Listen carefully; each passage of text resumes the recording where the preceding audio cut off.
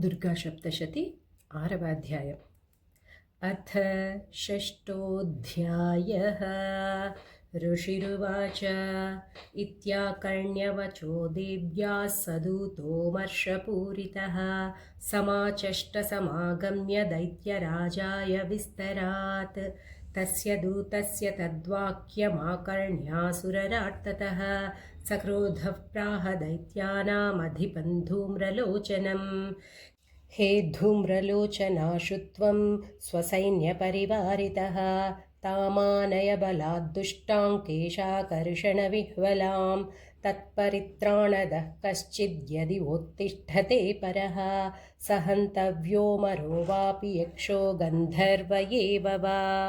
ऋषिरुवाच तेनाज्ञप्तस्ततः शीघ्रं स दैत्यो धूम्रलोचनः वृतः षष्ट्या सहस्राणामसुराणां धृतं ययौ स दृष्ट्वा तां ततो देवीं तुहिनाचलसंस्थितां जगादोच्चैः प्रयाहीति मूलं शुम्भनिशुम्भयोः न चेत्प्रीत्याद्य भवती मद्भर्तारमुपैष्यति ततो बलान्न याम्येषा केशाकर्षणविह्वलां देव्युवाच दैत्येश्वरेण प्रहितो बलवान् बलसंवृतः बलान्नयसि मामेवं ततः किं ते करोम्यहं। ऋषिरुवाच इत्युक्तः सोऽभ्यधावत्तामसुरो धूम्रलोचनः हुङ्कारेणैव तं भस्मसाचकाराम्बिका तदा अथ क्रुद्धं महासैन्यमसुराणां तथाम्बिका ववर्षसायकैस्तीक्ष्णैस्तथा शक्तिपरश्वधैः ततो धुतसटः कोपात् कृत्वा नादं सुभैरवं पपातासुरसेनायां सिंहो देव्याः स्ववाहनः कांश्चित्करप्रहारेण दैत्यानास्येन चापरान् आक्रान्त्य चाधरेणान्यान् जगान समहासुरान् केषाञ्चित् पाटयामास नखैकोष्ठानि केसरी तथा तलप्रहारेण शिरांसि कृतवान् पृथक् विच्छिन्नबाहुशिरसः कृतास्तेन तथा परे पपौ च रुधिरङ्कोष्ठादन्येषां धुतकेसरः क्षणेन तद्बलं सर्वं क्षयन्नीतं महात्मना तेन केसरिणा देव्या वाहनेनातिकोपिना श्रुत्वा तमसुरं देव्या निहन्तं धूम्रलोचनं बलं च क्षयितं कृत्स्नं देवी केसरिणा ततः चकोपदैत्याधिपतिः शुम्भः प्रस्फुरिताधरः आज्ञापयामास च तौ चण्डमुण्डौ महासुरौ हे चण्ड हे मुण्डबलैर्बहुभिः परिवारितौ तत्र गच्छत गत्वा च सा समानीयताल्लघु केशेष्वाकृष्य बद्ध्वा वा यदि वः संशयो युधि तदा शेषायुधैः सर्वैरसुरैर्विनिहन्यताम् तस्यां हतायां दुष्टायां सिंहे च विनिपातिते शीघ्रमागम्य तां बद्ध्वा गृहीत्वा तामथाम्बिकां। स्वस्ति श्रीमार्कण्डेयपुराणे सूर्यसावर्णिके मन्वन्तरे देवीमाहात्म्ये षष्ठः। श्रीजगदम्बार्पणमस्तु। अथ सप्तमोऽध्यायः।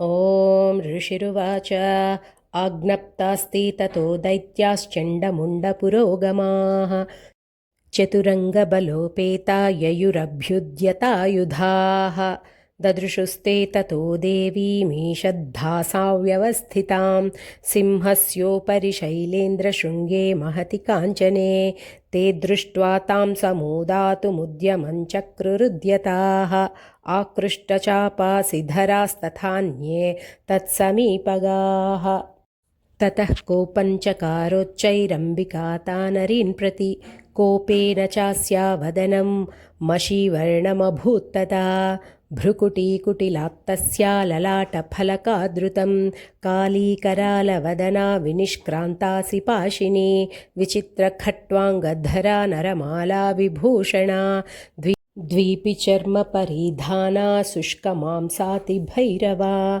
अतिविस्तारवदना जिह्वालननभीषणा निमग्ना रक्तनयना नादापूरितदिङ्मुखा सा वेगेनाभिपतिता घातयन्ती महासुरान् सैन्ये तत्र सुरारीणामभक्षयत तद्बलं पार्ष्णिग्राहान् कुशग्राहयोधघण्टासमन्वितान् समादायैकहस्तेन मुखे चिक्षेपवारणान् तथैव योधन्तुरगैरथं सारथिना सह निक्षिप्य वक्त्रे दशनैश्चर्वयन्त्यतिभैरवम् एकं जग्राह केशेषु ग्रीवायामथ चापरं पादेनाक्रम्य चैवान्यमुरसान्यमपोथयत् तैर्मुक्तानि च शस्त्राणि महास्त्राणि तथासुरैः मुखेन जग्राहरुषा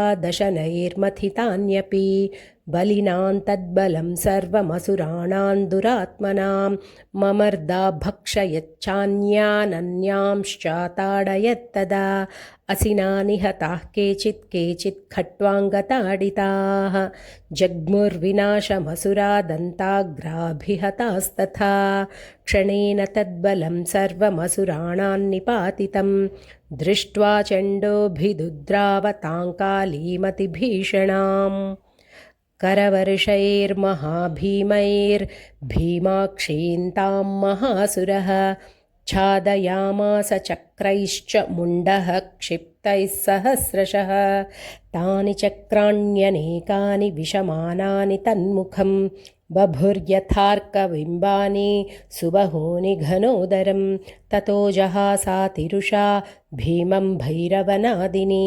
कालीकरालवदना दुर्दर्शदशनोज्ज्वला उत्थाय च महासिंहं देवी चण्डमधावत गृहीत्वा चास्य केशेषु शिरस्तेनासिनाच्छिनत् अथ मुण्डोऽभ्यधावत्तान् दृष्ट्वा चण्डन्निपातितं तमप्यपातयद्भूमौ सा खड्गाभिहतं वृषा हतशेषं ततः सैन्यं दृष्टा चण्डन्निपातितं मुण्डं च सुमहावीर्यं भजे भयातुरं शिरश्चण्डस्य काली च गृहीत्वा मुण्डमेव च प्राह प्रचण्डाट्टहासमिश्रमभ्येत्य चण्डिकां मया तवात्रोपहृतौ चण्डमुण्डौ महापशु युद्धयज्ञे स्वयं शुम्भन् निशुम्भं च हनिष्यसि ऋषिरुवाच तावानीतौ ततो दृष्ट्वा चण्डमुण्डौ महासुरौ उवाच कालीं कल्याणी ललितं चण्डिकावचः यस्माच्चण्डं च मुण्डं च गृहीत्वा त्वमुपागता चामुण्डेति ततो लोके ख्याता देवी भविष्यसि स्वस्ति श्रीमार्कण्डेयपुराणे सूर्यसावर्णिके मन्वन्तरे देवीमाहात्म्ये सप्तमः श्रीजगदम्बार्पणमस्तु। हरे श्रीनिवास।